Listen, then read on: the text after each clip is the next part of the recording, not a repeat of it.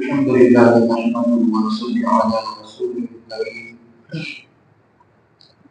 أما بعد أعوذ بالله من الشيطان الرجيم بسم الله الرحمن الرحيم واعلموا أنما غنمتم من شيء فأن لله خمسه وللرسول ولذي القربى واليتامى والمساكين وابن السبيل إن كنتم آمنتم بالله وما أنزل على أمرنا يوم الفرقان يوم التقى الجمعان والله على كل شيء قدير. مصلیان کرام بزرگان، یہ سورہ انفال کی آیت نمبر 40 پر 1 ہے، یعنی 41. یہ 10ویں پاری کی پہلی آیت ہے. اس آیت کریمہ کے اندر مال غنیمت کی تقسیم کا جو طریقہ ہے اس کو بتایا گیا ہے. یعنی جنگ کے میدان میں جو مال ملتا ہے لڑنے کے بعد، جب مسلمان کو غلبہ حاصل ہو جاتا ہے، مسلمان جیت جاتے ہیں، تو دشمن کے کچھ مال ملتا ہے. تو اس مال کو کیسے تقسیم کیا جائے؟ پہلے زمانے میں یا پہلے نبیوں پر یہ مال حرام تھا، اور جب وہ جنگ ختم ہو جاتی تھی تو سارے کے سارے مال کو جمع کیا جاتا اکٹھا اور اس پر آگ لگا دی جاتی، وہ جل کر ختم کر دیا جاتا. لیکن امت محمدیہ محمد رسول اللہ صلی اللہ علیہ وسلم نے امت کو اس مال کو حرام قرار دیا گیا، یعنی اس کو کھا سکتا. تو ان کو کیسے کھائیں گے اس کا طریقہ دیا. تو اسی چیز پر اللہ تبارک و تعالی نے فرمایا وَاعْلَمُوا أَنَّمَا غَنِمْتُم مِّن شَيْءٍ فَأَنَّ لِلَّهِ خُمُسَهُ. جان لو، سمجھ لو، تم جس قسم کی جو کچھ غنیمت حاصل کرو، مال غنیمت جو کچھ بھی حاصل کرو، اس میں سے 5واں حصہ تو اللہ کا ہے اور اس کا رسول کا، قرابتداروں کا، یتیموں کا اور مسکینوں کا اور مسافروں کا ہے. 5واں حصہ یعنی مال کو 5 حصے میں تقسیم کی جائے گی. 4 حصہ جو ہے میدان میں لڑنے والے، جو سوار کے طور پر جاتا ہے یا پیدل چلتا ہے یا جو خرچ ہوتا ہے جنگ کے لیے، اس میں تقسیم کی جائے گی 4 حصہ. اور 5واں حصہ جو ہے یہ قرابتداروں، یتیموں، مسکینوں اور مسافروں اور اللہ رسول کا، یعنی اس میں تقسیم کر سکتے ہیں. اس چیز کو یہاں پر بیان فرمایا گیا. اس کے بعد اس کا طریقہ کیا ہونا چاہیے؟ جب دشمن سے لڑیں گے تو اس کی کیا عادات، کیسے لڑیں گے، اس سے کیا طریقہ ہوگا، اسی چیز کو اللہ تبارک و تعالی نے فرمایا یا ایھا الذین آمنوا اذا لقیتم فئۃ فاثبتوا واذکروا اللہ کثیرا لعلکم تفلحون. اس کے آداب بتایا. کیا آداب ہے؟ اے ایمان والو، جب تم کسی مخالف فوج سے مل جاؤ، دشمن سے مقابلہ کرو، تو ثابت قدم رہو. ڈگمگانا نہیں ہے، قدم چھوڑ کر بھاگنا نہیں ہے، بلکہ ڈٹ جانا ہے، کھڑ جانا ہے، اوپر قائم ہو جانا ہے. جیسے بھی ہو جیتیں گے، مطلب دل کے اندر عزم ہونی چاہیے. اس کے بعد وَاذْكُرُوا اللَّهَ، اللہ کی ذکر کرنا. تو اللہ تبارک و تعالی کے ذکر، تذکیر و تذکیر، حمد و ثنا بیان کرتے رہنا. یعنی کیونکہ اللہ تبارک و تعالی کی طرف سے ہے، یعنی جنگ تو کرتے ہیں تو اللہ حکم ہوتا ہے ایسا کرو ایسا کرو. تو جب ہم جنگ کریں گے تو اس کے اندر ایک تو پہلی چیز تو ہم کو ڈٹ جانا ہے، اور دوسری چیز اللہ کا ذکر کرنا ہے، اللہ کو یاد کرنا ہے. کیوں؟ لعلکم تفلحون، تاکہ کامیابی حاصل ہو. تو جب ذکر کریں گے اللہ کی مدد آئے گی، ذکر کریں گے اللہ تبارک و تعالی رشتوں کے ذریعے سے ہماری مدد کرے گی. اسی طریقے سے وَأَطِیعُوا اللَّهَ وَرَسُولَهُ، اللہ کو رسول کی اطاعت کرنا ہے. یعنی جو فرمان رسول اللہ صلی اللہ علیہ وسلم نے جاری کر دیے اس کو پر عمل کرنا ہے، اس سے ادھر ادھر نہیں. یعنی رسول اللہ صلی اللہ علیہ وسلم نے پوچھا لیکن یہ تو اللہ کے رسول نے کہا ہے ہم اپنے طرف سے کر لیں گے، کیا جیتنا ہی تو ہے کیا؟ نہیں، بلکہ رسول اللہ صلی اللہ علیہ وسلم جو فرمان جاری کر دے اسی کے مطابق ہی چلنا ہے. اگر ادھر ادھر کریں گے تو پھر نقصان کا سامنا کرنا پڑے گا، گھاٹے کا سامنا کرنا پڑے گا، نقصان ہوگی. کیونکہ اس کا نقصان جنگ احد کے موقع پر ہوا تھا. اللہ کے رسول صلی اللہ علیہ وسلم نے 50 تیراندازوں کو ایک جگہ کھڑا کیا تھا، لیکن آخر میں لوگوں نے جنگ چھوڑ دیا تھا، جس کی بنا پر اس دیش کے لیے نقصان اٹھانا پڑا. تو جب رسول اللہ صلی اللہ علیہ وسلم نے بتا دیا تو بتا دیا، نہیں بتایا ہوگا نہیں کرنا ہے اس کی ادھر ادھر نہیں کر سکتے، نہیں تو نقصان اٹھانا پڑے گا. اس کے بعد ولا تنازعوا، آپس میں اختلاف نہ کرنا ہے، آپس میں اختلاف نہ کرو. اختلاف ہم آپس میں نہیں کرنا ہے. کیوں؟ فَتَفْشَلُوا وَتَذْهَبَ رِيحُكُمْ، ورنہ بزدل ہو جاؤ گے اور تمہاری ہوا اتر جائے گی. تمہارے دلوں کے اندر اس طرح کا خلل پیدا ہو جائے گا، بزدل بن جاؤ گے اور تمہیں جو ہے نقصان کا سامنا کرنا پڑے گا، نقصان ہو جائے گا. یعنی ایک دوسرے سے اختلافات کریں گے تو آٹومیٹکلی دشمن کو چیز پتہ ہو جائے گا. اگر ان کو پتہ ہو جائے گا تو پھر ادھر جیت نہیں پائیں گے. اس کا ہی کہا بتائیے ان اللہ مع الصابرین، اور کیا کرنا ہے؟ کیونکہ یقینا اللہ تبارک و تعالی صبر کرنے والوں کے ساتھ ہوتا ہے. یعنی اور صبر کرنا، صبر کرنا. کیوں؟ ان اللہ مع الصابرین، اللہ تعالی صبر کرنے والوں کے ساتھ ہوتا ہے. یہ جنگ کے آداب بتا گیا. پہلی چیز ثابت قدم رہنا ہے، دوسری چیز اللہ کا ذکر کرنا ہے، تیسری چیز اللہ اور اس کے رسول کے فرمان کو جو جاری کرے گا اسی کے مطابق عمل کرنا ہے، اختلافات نہیں کرنا ہے اور پھر صبر کرنا ہے. انشاءاللہ اللہ تبارک و تعالی کامیابی سے کنار عطا کرے گا، یعنی کامیابی نصیب ہوگی. اسی طریقے سے جو بدر کے اندر کچھ لوگوں کو قید کیا گیا تھا اس کے بارے میں بھی بات چلی کہ اس کے بارے میں کیا کیا جائے. اس کو جیسے 70 آدمی کو قتل کیا گیا، 70 کافروں کو، اور 70 کو پکڑ کر کے لے کے آیا گیا تھا.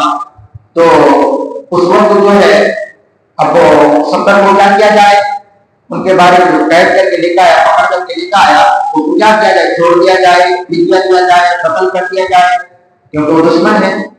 اگر چھوڑ دیں گے فدیہ لے کر کے تو ہو سکتا ہے مقام کا نام ہونا نہ پڑے، یا پھر وہ مجبور ہو جائیں گے، اپنے قدم کو مجبور کریں گے اور دشمن کو پر غلبہ حاصل کرنے کی کوشش کریں گے. تو اس اب اس کو کیا کیا جائے؟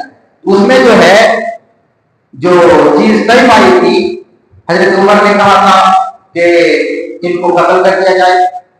اسی طریقے سے کسی نے کچھ کہا تھا، اور وہ صدیق رضی اللہ عنہ نے کہا کہ ان میں جو جانکار ہیں، علم والے ہیں، ان کو ہمارے بچوں کو مقرر کیا جائے اور اس کے بعد جو علم ہے ہمارے بچوں کو دے دیا جائے، اور جو علم نہیں جانتا، جو جاہل ہیں، ان کو فدیہ لے کر کے چھوڑ دیا جائے. اللہ کے رسول صلی اللہ علیہ وسلم کو یہ بات پسند آئی اور ایسا ہی کیا. اسی موقع پر اللہ تبارک و تعالی نے فرمایا تريدون عرض الدنيا والله يريد الآخرة، تم دنیا چاہتے ہو اور اللہ تبارک و تعالی آخرت چاہتا ہے. یعنی تم چاہتے ہو کہ دنیا بھی چیز حاصل ہو جائے، لیکن اللہ تبارک و تعالی کا ارادہ کیا ہے؟ آخرت چاہتا ہے. یعنی اللہ تبارک و تعالی کا مطلب جو تھا وہ قتل کرنے کا، تم کو قتل کر کر ختم کر ڈالا. تو یہ غزوہ بدر کے موقع پر یہ واقعہ ہے. اسی طریقے سے جو تیسری چیز جو بیان کی گئی وہ مدینے کے مہاجروں کی، انصاروں کی، اور جو لوگ ہجرت کر کے مدینے سے مکہ سے چلے گئے تھے ان کی فضیلت کے بارے میں کہ ہجرت کر کے مکہ والوں نے جان مال بیوی بچے سب چھوڑ کر کے اللہ اور رسول کے نام پر نکلے، اللہ اور اس کے رسول کے نام پر دین کو بچانے کے لیے، دین کے خاطر مکہ چھوڑ کر کے چلے گئے. اور پھر ویسا ہی جو ہے مدینے والوں نے ان کا ساتھ کیا، دیکھ ریکھ کیا، یہاں تک کہ زمین جائیداد بیوی ہر ایک چیز کو حصہ دیا. اس کا بھی یہاں پر ذکر کیا گیا. مہاجرین اور انصار کی فضیلت اس آیت کے اندر بیان کی گئی ہے. اور اس کے بعد فرمایا کہ یہی لوگ کیا ہیں؟ حقیقت میں مومن ہیں. کون لوگ؟ مہاجرین اور انصار، جو اللہ تبارک و تعالیٰ کے لیے اپنے سب کچھ قربان کر دیے اور اللہ تبارک و تعالیٰ کو حکم ہوا اسی کو اللہ لبیک کہہ دیے۔ اس کے بعد پھر سورہ توبہ کا عام طور پر جو 114 سورہ ہے، ہر سورہ کی فرسٹ میں جو بسم اللہ آتا ہے، لیکن سورہ توبہ کے شروع میں بسم اللہ نہیں ہے۔ ان کے پروویژن بتایا ہے، دو وجہ بتائی ہے۔ پہلے وجہ کیا ہے کہ اس سے پہلے جو سورہ انفال ہے، سورہ توبہ سے پہلے سورہ انفال، تو سورہ انفال اور سورہ توبہ دونوں کا مضمون دونوں کا ٹاپک سیم ہے، اس لیے یہاں پر بسم اللہ نہیں ہے۔ دوسری وجہ یہ بیان کی کہ سورہ توبہ کے اندر غیظ و غضب، کفاروں کو پرکان و مکار، یہ تمام کا چیزیں بیان ہے، اور جو بسم اللہ الرحمن الرحیم اللہ کی رحمت اللہ کی مہربانی کا بیان ہوتا ہے، اس لیے یہاں پر بسم اللہ نہیں ہے۔ اس کے علاوہ کئی چیزیں اس کے اندر بیان کی گئی کہ اور کچھ اس کے علماء بیان کیے گئے، لیکن یہی پورا جو ہے قابل لگ رہا ہے اچھا۔ اس کے بعد فرمایا کہ جو مشرکین ہیں وہ جو ہے مکہ کے اندر داخل نہیں ہو سکتا، اس کو مکہ کے اندر انٹری بند کر دیا گیا جو لوگ مشرکین، اس لیے کہ پہلے زمانے میں مشرکین بھی آتا تھا مکہ کے اندر طواف کرنے کے لیے، حج کرنے کے لیے مشرکین بھی آتا تھا، ہر قوم کے لوگ آتے تھے، لیکن جب اسلام کا غلبہ ہوا اس زمانے میں تنقید ہوئی اور تو لوگوں کو آنا بند کر دیا گیا، کیونکہ وہ لوگ ننگے ہو سکے، جو ننگے ہو سکے بہانہ ہو کر کے طواف کیا کرتے ہیں، اس میں ان کو روک دیا گیا۔ اسی طریقے سے ایک چیز اور بیان کی گئی کہ مسجد کی تعمیر کون لوگ کریں گے، مسجد کی تعمیر کون لوگ کریں گے؟ تو اللہ تبارک و تعالیٰ نے فرمایا انما یعمر مساجد اللہ من آمن باللہ والیوم الآخر وأقام الصلاة وآتى الزكاة ولم يخش إلا الله فعسى أولئك أن يكونوا من المهتدين۔ تو مسجد کی تعمیر وہ لوگ کریں گے جو اللہ پر ایمان لائے، جو اللہ پر ایمان لایا اور زکات ادا کی، یہ لوگ کیا کریں گے؟ مسجد کی تعمیر کریں گے۔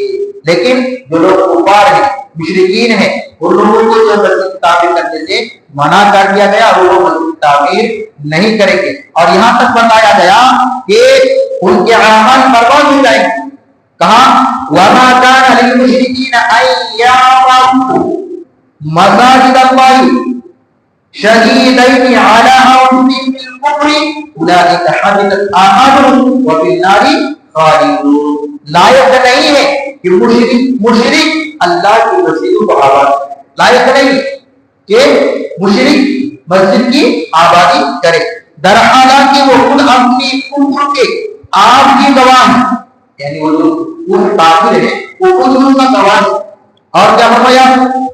ان کے اعمال غرق ہو جائیں گے، برباد ہو جائیں گے، اور وہ دائمی طور پر جہنمی ہے۔ تو مشرک کیا ہے؟ دائمی طور پر جہنمی ہے۔ تو مسجد کی آبادی مشرک نہیں بلکہ کون کریں گے؟ مومن لوگ کریں گے، جو اللہ ایمان لے آئے، نماز قائم کرے اور زکات دے۔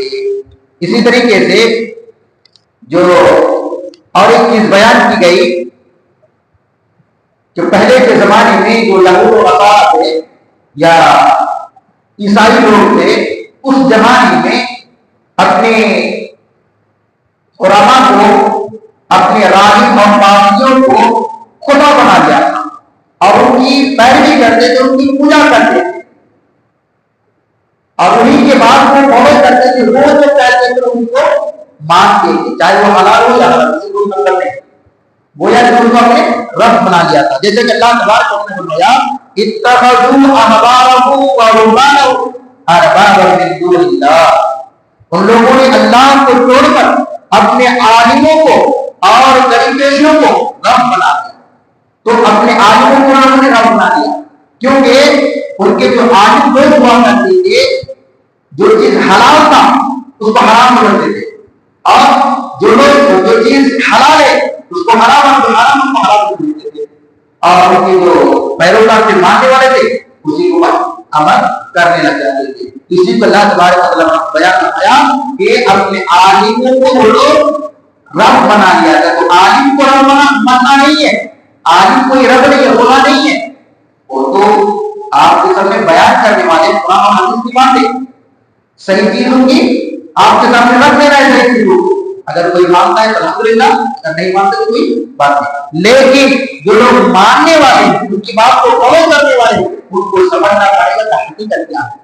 کہ یہ تو نہیں کہ قرآن اور حدیث کے اندر کچھ ہے اور کوئی بیان کر رہا ہے تو اس کی تحقیقات آپ کو بھی کرنا ہے، اس لیے کہ شریعت تو ہر انسان کو دیکھنا تو مرض کرتا ہے کہ وہ اپنا علم حاصل کرے کہ صحیح اور غلط کس میں تمیز کر سکے، صحیح کیا چیز ہے، غلط کیا چیز ہے، اتنا تو علم حاصل کرنا ہر مسلمان کا فرض ہے کہ صحیح کیا ہے، غلط کیا ہے، وہ سب کام کریں گے تو صحیح ہے، وہ سب کام کریں گے تو غلط ہے۔ تو ضروریات کی جو چیزیں ہیں، عام طور پر جو ضروریات کی چیزیں، نماز کے بارے میں، روزہ کے بارے میں، حج کے بارے میں، اسی طریقے سے چلنا پھرنا اٹھنا بیٹھنا، یہ تمام تر چیزوں کے آداب جو اس کو ہر مسلمان پر جاننا ضروری ہے۔ کہیں ایسا نہ ہو کہ وہ عالم کو پڑھا ضرور کر کر بیٹھ گئے، ایسا نہیں ہونی چاہیے۔ اسی طریقے سے جو ان لوگوں کے جو عالم تھے، ان لوگوں نے کیا کیا تھا، ناحق طور پر باطل طریقے سے لوگوں کے مالوں کو ایٹتا تھا۔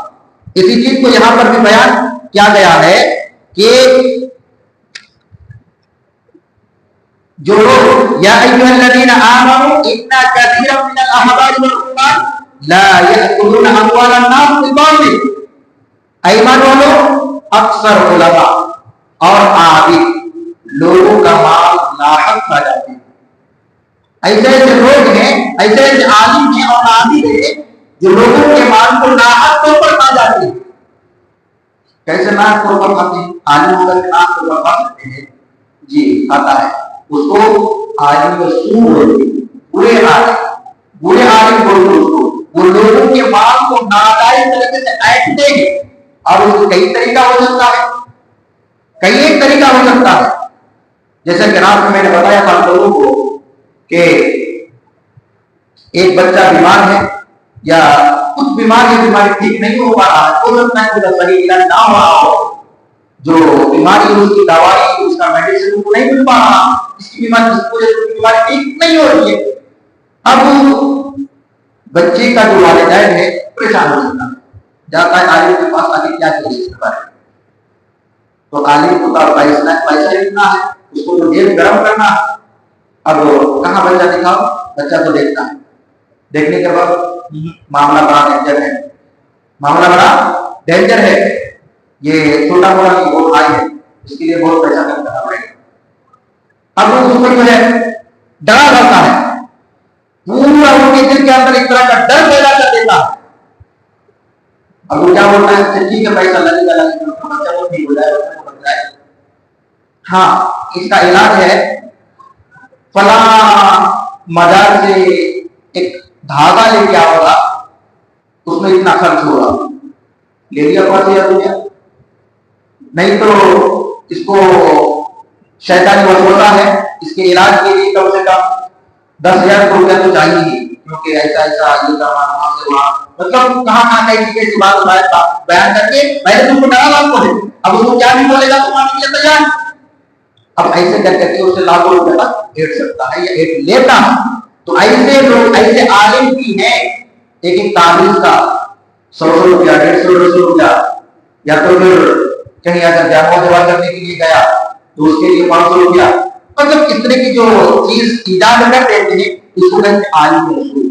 تو ایسے ایسے عالم ہیں جو لوگوں کے مال کو ناجائز طریقے سے کھاتے ہیں، تو ایسا نہیں ہونا چاہیے اور ایسے عالم سے بچنا چاہیے، ایسے عالموں سے بچنا چاہیے۔ کہیں ایسا نہ ہو کہ اسی چیز کی وجہ سے وہ چلتا ہے اور اسے جہنم میں جانا پڑتا ہے، کیونکہ شیطان کسی بھی طریقے سے حملہ کر سکتا ہے۔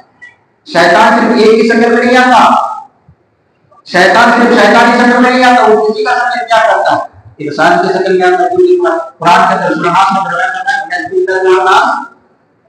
جنت والناس، مطلب جن بھی تو شیطان ہی ہے، لیکن جو انسان ہے ان میں بھی شیطان کے شکل میں آتا ہے اور انسان کو گمراہ کرتا ہے۔ اس لیے ایسے لوگوں سے بچنا چاہیے۔ اللہ تبارک و تعالیٰ سے دعا کروں، اللہ تبارک و تعالیٰ تمام کے لیے علماء شروع بچنے کی توفیق عطا فرما، کہ اللہ تمام کو نیک لوگوں کی صحبت میں توفیق عطا فرما، یا اللہ تمام مسلمانوں کو اسلامی شیار کے ساتھ اسلامی زندگی گزارنے کی توفیق عطا فرما، دین کو برسات میں قدم رہنے کی توفیق عطا فرما، یا اللہ تمام مسلمانوں کو ہدایت کے راہ پر چلنے کی توفیق عطا فرما، یا اللہ ہماری عبادت قبول عطا فرما، یا اللہ جو بھی ہم رمضان المبارک مہینے میں روزہ رکھ رہے ہیں اللہ تو ہمارے روزوں کو قبول عطا فرما، یا اللہ تمام مسلمانوں کو ریاکاری سے بچا، یا اللہ تکبر سے بچا، یا اللہ تمام مسلمانوں کو نیکی کے کاموں کو بڑھ چڑھ کر حصہ لینے کی توفیق عطا فرما، یا اللہ گناہ کے کام سے بچنے کی توفیق عطا فرما، یا اللہ حلال کمائی کی توفیق عطا فرما، حرام کمائی سے بچنے کی توفیق عطا فرما، یا اللہ تمام مسلمانوں کو قبر کے عذاب سے بچا، جہنم کے عذاب سے بچا، جنت الفردوس میں اعلیٰ سے اعلیٰ مقام عطا فرما، یا اللہ جب تک دنیا کے اندر ایمان کی خیر کے ساتھ جب ہمارا کو ایمان کی خیر کے ساتھ آمین تقبل یا رب العالمین۔ السلام علیکم ورحمۃ اللہ وبرکاتہ۔